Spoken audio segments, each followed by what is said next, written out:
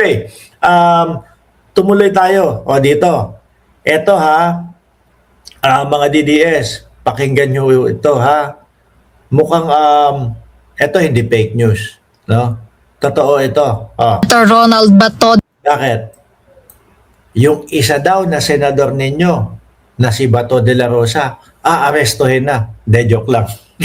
Yung isang senador ninyo, nako, pinakalumulustay sa pera ng taong bayan.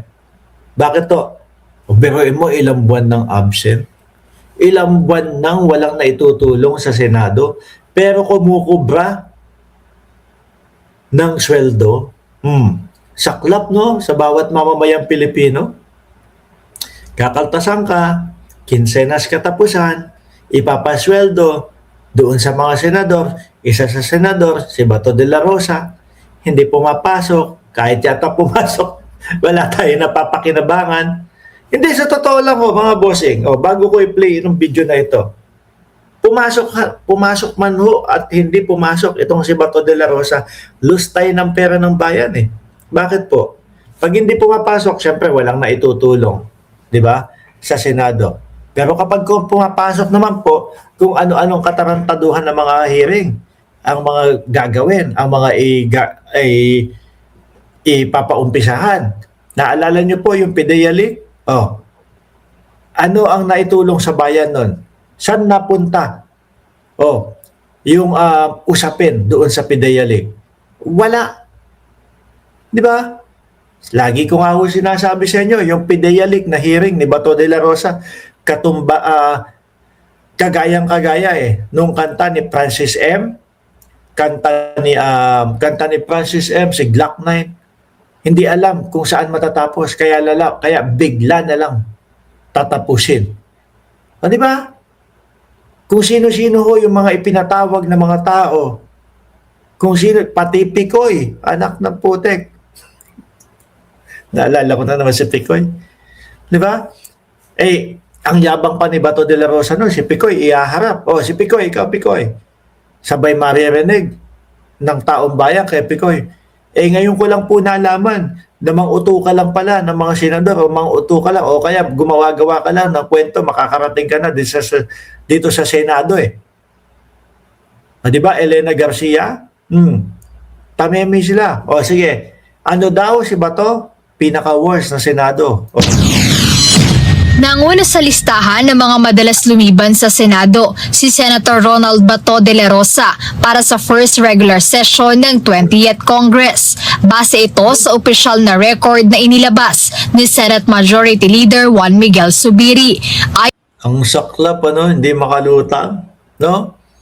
Yung mga pagyayabang, pagsigaw-sigaw, pag-init ng ulo ni Bato de la Rosa, na pagsabi, "Come on, Mr. Trillanes, Mick Madi."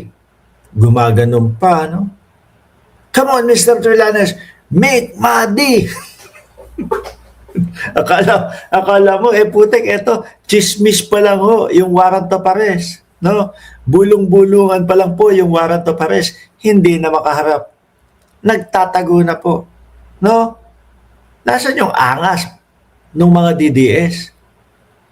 Na nagsasabi, si Bato de la Rosa, anuhin nyo na, hulihin nyo na. Ngayon, chismis pa lang yung warrant of arrest, nagtatago na. Hindi po ba? Alam nyo, mga DDS, wag naman sasama ang loob ninyo. tingin ko nilaglag yung tatay ninyo. No? Nilaglag yung tatay ninyo ni Bato de la Rosa.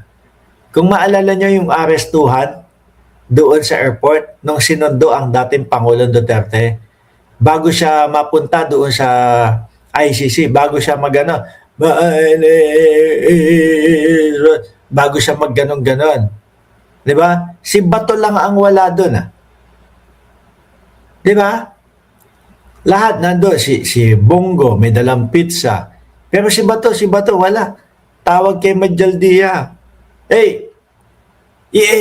Yes, no. Saka pupunta dyan. May inasikaso lang ako dito. Tapos 24 oras nang nawala si Bato.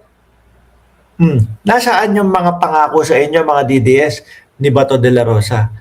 Na habang buhay, gusto niya makasama si dating Pangulong Duterte. Ito yung pagkakataon para tayuan, tindigan niya yung sinasabi niya na sasamahan niya talaga ang dating Pangulong Duterte. Pero bakit wala? O eto ngayon, puro absent ang putang. Di ba?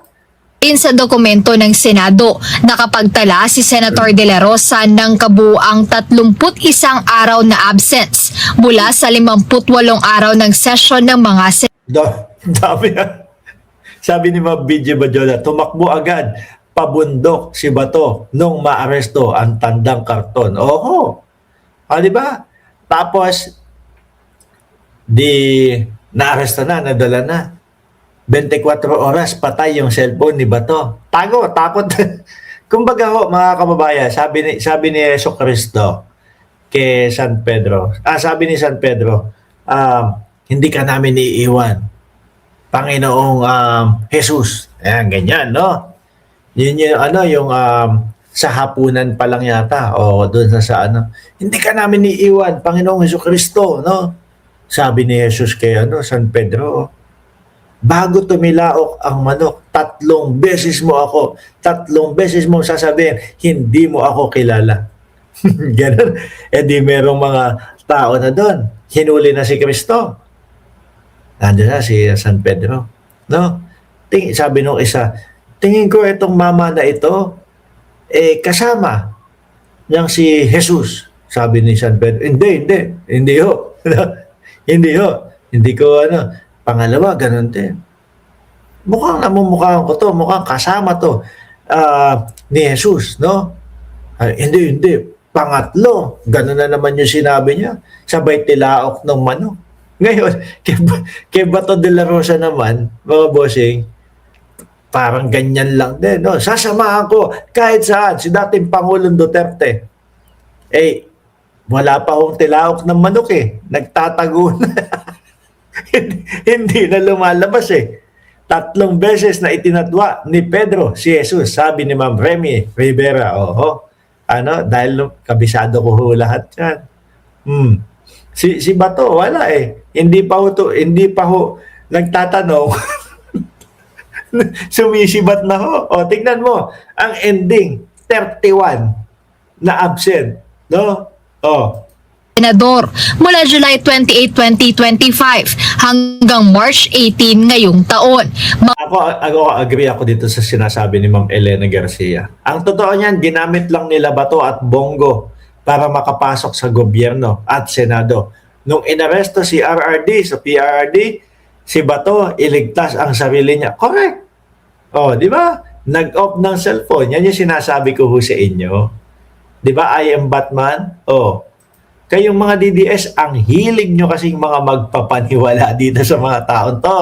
Magugunitang tumigil siya sa pagpasok o pagpapakita ng personal sa Senado noong November 2025 matapos ihayag ni Ombudsman Biruin mo, November 2025, Nobyembre, Disyembre, January, February, March, Abril na.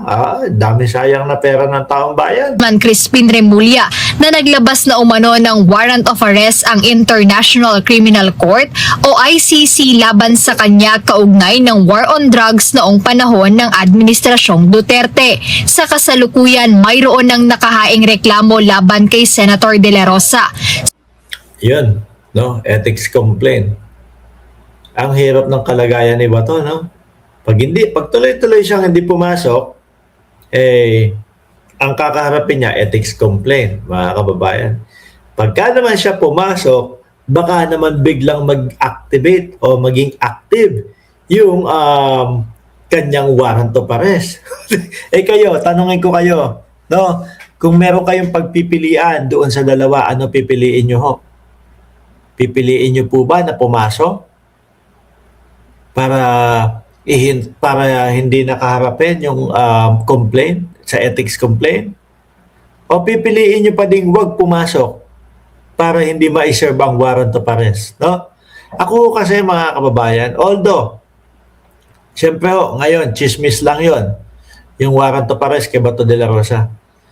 Ako ho ay naniniwala, malaki ho ang paniniwala ko doon sa inilapag ni Ombudsman Boying Remulla na talagang meron talagang meron na warrant of arrest itong si Bato de la Rosa. At saka ho, senador yan eh. No? Senador ho yan. Madami ho yung intel. Madami ho yung galamay para i-alamin kung merong warrant of arrest ba talaga siya o wala.